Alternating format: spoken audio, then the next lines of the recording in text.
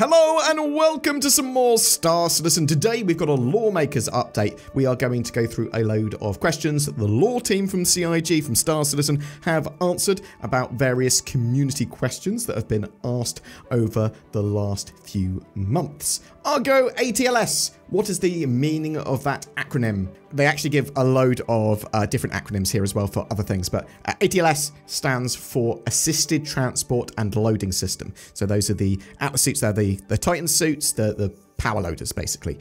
Assisted Transport and Loading System. You have the MOLE, which is Multi-Operator Laser Extractor, the MPUV, Multi-Purpose Utility Vehicle, and RAFT, Reinforced Advanced Freight Transport. Was the UEE advocacy retcon? The CitizenCon presentation showed a list of guilds for 1.0, but there was no mention about the UEE advocacy. Was it retconned, or was it just not a complete list because of the screen space limitation? CIG respond. In the past, there have definitely been discussions around whether or not you could work for the advocacy, but I'm not sure if it involved making them a guild. Anyway, as the teams really started to flesh out the dynamic between guilds and factions that fall under them, there was a decision to avoid having players work directly for the law enforcement entities that control the landing zones. You'd still be able to pick up jobs indirectly for the advocacy via factions under the mercenary guild, but as an entity, they would remain objective. Even on the flip side, as an outlaw, they could know you're a criminal due to your affiliation with the council, but if you haven't committed any crimes,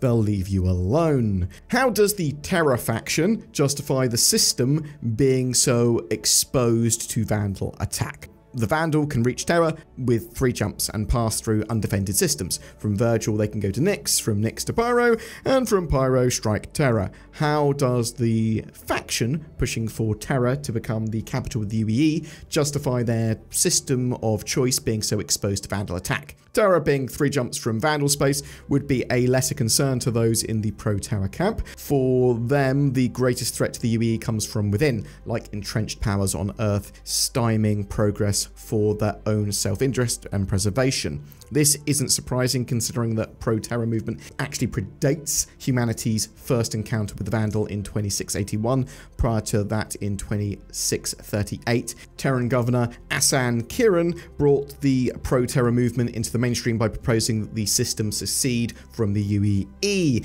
Following the fall of the Messers, the position evolved into moving the UEE capital to Terror. This policy became a cornerstone of the Transitional Party, thanks to the influence of Clement Redfield, who believed former Messer loyalists were a more pressing threat than the Vandal. If the concern is raised to a supporter of Terror, they could argue, as you already pointed out, that Sol is only 3 systems away from Vandal space, and if such an attack comes, wouldn't it be better to fight the Vandal in an unclaimed system that's lightly populated and developed? Better to fight in Pyro or Nyx, where there's less collateral damage and civilian deaths than Crowshaw. How did the Valakir, the mighty Sandworms, migrate to Monarch's Pyro 2, because they're supposed to be native to Layer 3? The Valakar are an invasive species on Monarchs. They are much smaller when they are young, and thus fairly easy to transport from planet to planet. No one knows exactly how they got there.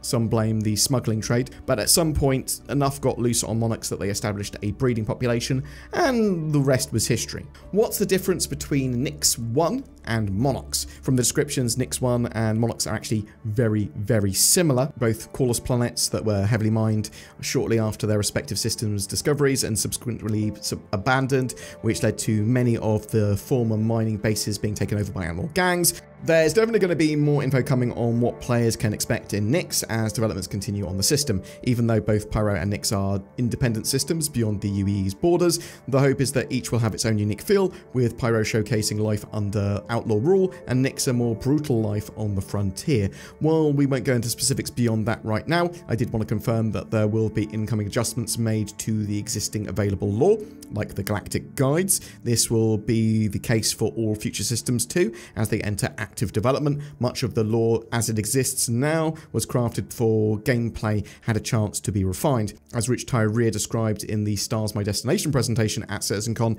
many of the planets in our system had been described as desolate and depleted to align with the development expectations at the time. However, our ability to populate worlds has progressed significantly since then. While we still have barren worlds to trek across, many of the planets will become richer and more memorable experiences for players to explore.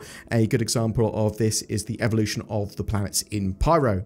Lore before 2070s. Basically, question here was, when did timelines divulge, or is Star Citizen based on real life Earth history? Like, is it safe to assume there was a Roman Empire, or is it totally different universe, totally different past history and all that sort of stuff? There were some discussions in the early days of whether we wanted to establish a divergence in historical timeline previous to present day in order to distance ourselves from seeming like we're making projections of how the future will be. As in, what if we'd gone to Betamax instead of VHS? Would we have jetpacks by now?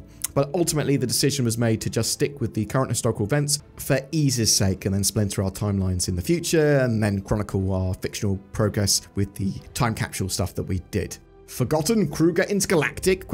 I feel like Kruger is one of the forgotten brands, with their headquarters located in Castra, which was announced as one of the first 5 systems. I'm wondering about the future intentions of the brand and what they'll be offering us. Will it be new ships, component improvement diagrams, weapons? Kruger Intergalactic, being a lesser known brand, feels fitting because their primary business is manufacturing custom parts for other companies. They've held lucrative outsourcing contracts with Bearing and RSI and others for centuries. Only recently did Kruger begin to make their own products, and they remain extremely selective about what products to make and bring to market bearing the Kruger name. Currently, players would be familiar with their ships, the P-52 Merlin and the P-72 Archimedes, and ship weapons, the Tiger Strike and Quarreler. Yet, Kruger, like all other in-game companies, have more products on the market that just haven't made it into game yet and exist within fiction. Regarding what might make it into game next from Kruger,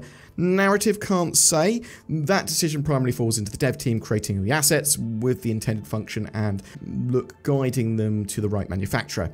That said, we're excited to see what's next for Kruger ourselves. How does IP lore work in universe? You can acquire blueprints and create your own rip-offs or improved versions of manufacturer ships, weapons, that sort of stuff. You can craft a huge amount in Star Citizen, or at least that's the plan in the future. How does IP lore work for the UEE? Why would ship manufacturers allow their ships to be built by the public? The commerce laws of the UEE have evolved by the 30th century to be relatively open and have severely limited copyright enforcement. Part of this is that as fabrication technology got more advanced, companies were dealing with a flood of knockoff products that were watering down their own brand recognition. While illegal, it was extremely difficult to police. In an effort to combat this, it became more common for large manufacturers to offer official blueprints to help ensure that products met their own base specifications. In this way, fabricated products are no longer seen as counterfeit, but as equivalent with the versions made by the manufacturers. Though it should be understood that fabrication is not a complete free-for-all. These blueprints have heavy data protection on them to prevent widespread sharing. This means for most people they acquire blueprints by purchasing them, though some are fortunate enough to receive them as a gift or even luckier, find an unbound copy. Additionally, some blueprints may be limited use or have locked production capabilities, limiting how frequently they can be used. So I really like that from CIG because they've basically gone, this is how we're planning to have blueprints in lore, but also this is some of the gameplay that is going to be behind crafting and blueprints and fabrication. Overall though, most of the general population, i.e. 90% of the people who are not players, are content to purchase items rather than attempt to printing them for themselves. Sure, you could make a wham burger at home, but rather than having to source all the ingredients, it's much easier to head down to the local chain and just buy it. This is even more so the case with items as complex as a ship. Obtaining all these resources is quite involved, worth it for anyone who really wants fine control over the final product, but for most civilians in the verse, buying direct from the manufacturer is the obvious choice. Boom! That's it for your lawmakers update, your lore updates from CIG. I really like some of this for juicy content of how game mechanics are going to develop. I like the fact they talked about blueprints